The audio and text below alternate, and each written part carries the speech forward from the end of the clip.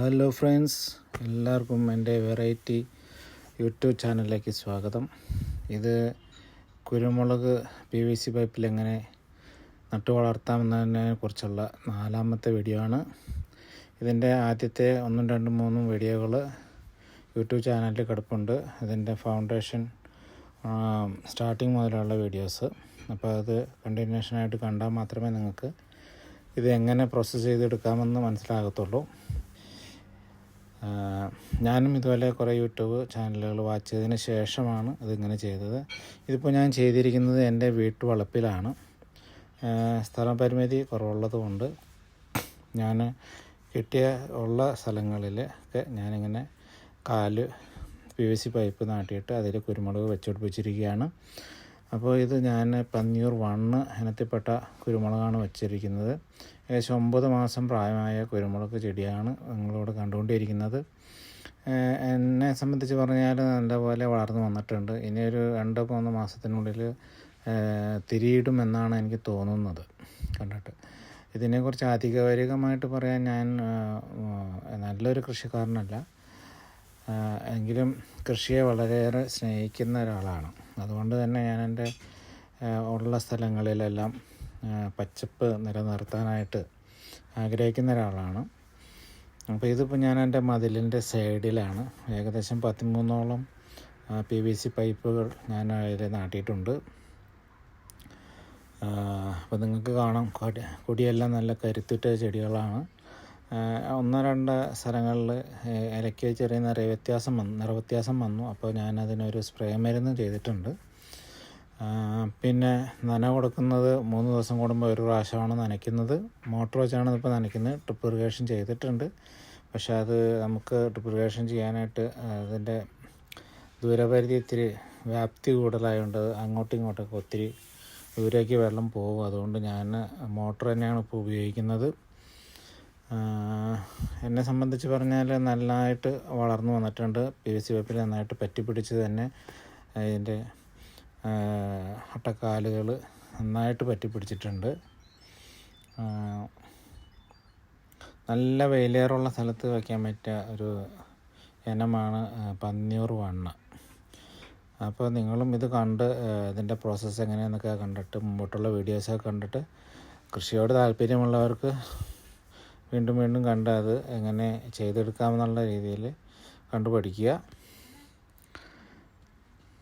അപ്പോൾ ഇത് ഞാൻ എൻ്റെ ഒരു ടെസ്റ്റ്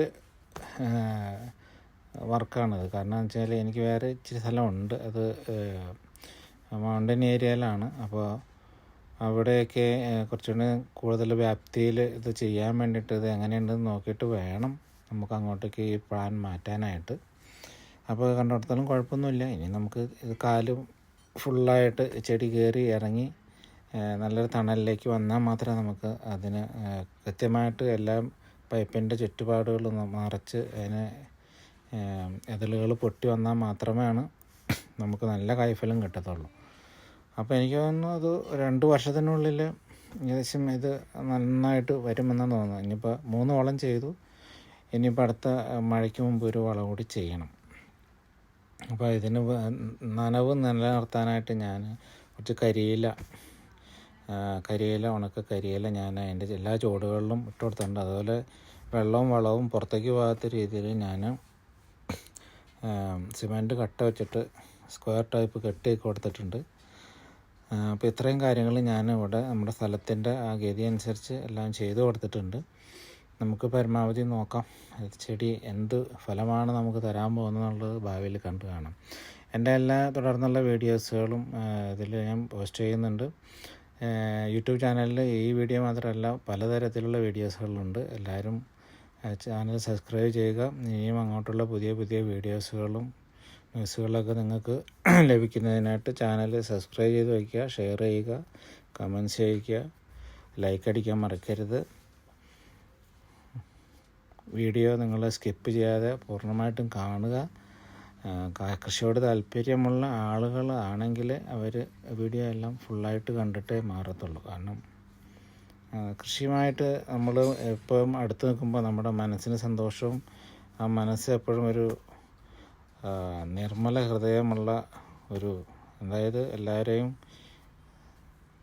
സ്വീകരിക്കാൻ പറ്റുന്ന ഒരു മനസ്സിന് ഉടമയുള്ള ആവുന്ന ഒരു അവസ്ഥയിലേക്ക് മാറും. അതാണ് കൃഷി ചെയ്യുന്നതുകൊണ്ട് നമുക്ക് ഏറ്റവും വലിയ ഗുണം.